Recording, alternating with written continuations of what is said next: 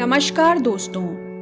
हातिम ताई की नीति कथाओं में एक प्रसंग आता है कि कोई फकीर प्रतिदिन 3 रोटियां बनाता था। उन तीनों रोटियों में से वह एक तो किसी भूखे आदमी को दे देता था, दूसरी खुद खाता था और तीसरी नदी में डाल देता था।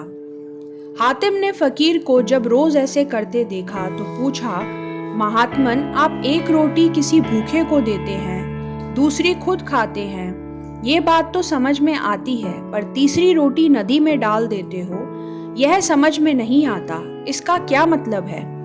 तो कहते हैं कि फकीर ने बताया कि 3 रोटियों में से एक किसी भूखे को देना फर्ज है।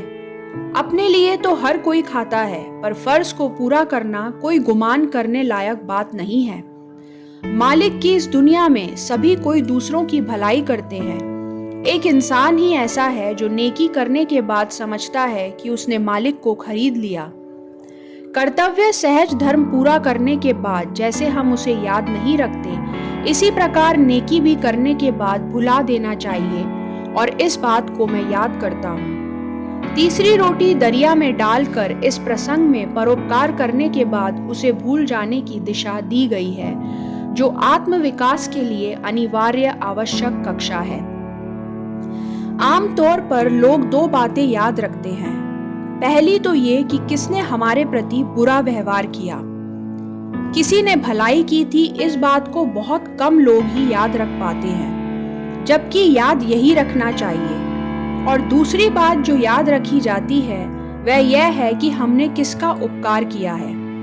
उपकार तो लोग इस प्रकार याद रखते हैं कि उसका स्मरण किसी बड़ी घटना से भी ज्यादा महत्वपूर्ण है।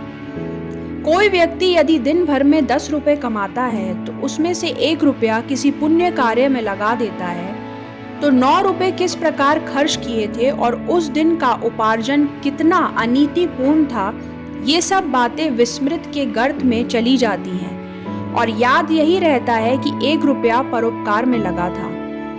यह नितांत आत्मघाती है कि व्यक्ति अपने कार्यों में से केवल दूसरों की भलाई के लिए किया हुआ व्यय और औरों द्वारा किया गया अनिष्ट ही स्मरण रखे। जब किसी के प्रति कोई उपकार किया जाता है, यदि उसे भुला दिया जाए तो हृदय को महान सुख इसलिए प्राप्त होता है कि उस हल्केपन से अन्य नई उपलब्धियों का द्वार खुलता है। 12 मास फलने वाले किसी वृक्ष का फल जब तक टूट नहीं जाता, तब तक उस स्थान पर कोई दूसरा फल नहीं लगता, और जब टूट जाता है तथा वृक्ष यह भी भूल जाता है कि उसमें कोई फल लगा था, अर्थात वह स्थान पूर्ववत हो जाता है, तब दूसरे फल की संभावना बनती है। यह क्षण निश्चित रूप से आह्लादपूर्ण ही होना चाहिए।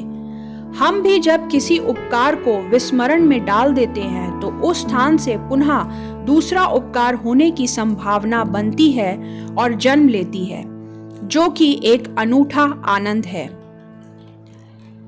जीवन और अध्यात्म के नियम बड़े सीधे साधे और व्यवहारिक हैं। उनमें जटिलता उत्पन्न करने के लिए उत्तरदायी है मानवीय दर्प बुद्धि। अतः चाहिए कि उससे पृथक रहकर ही मानवीय चेतना का आत्मिक परिधि का विकास किया जाए और सेवा साधना का उपकार भावना का यथार्थ आनंद लिया जाए। आशा करती हूँ दोस्तों कि ये वीडियो आपको पसंद आएगी। आप इसके बारे में क्या सोचते हैं? नेकी कर और दरिया में डाल। अपने विचार मेरे साथ जरूर शेयर कीजिए। धन्यवाद। आपका दिन शुभ हो।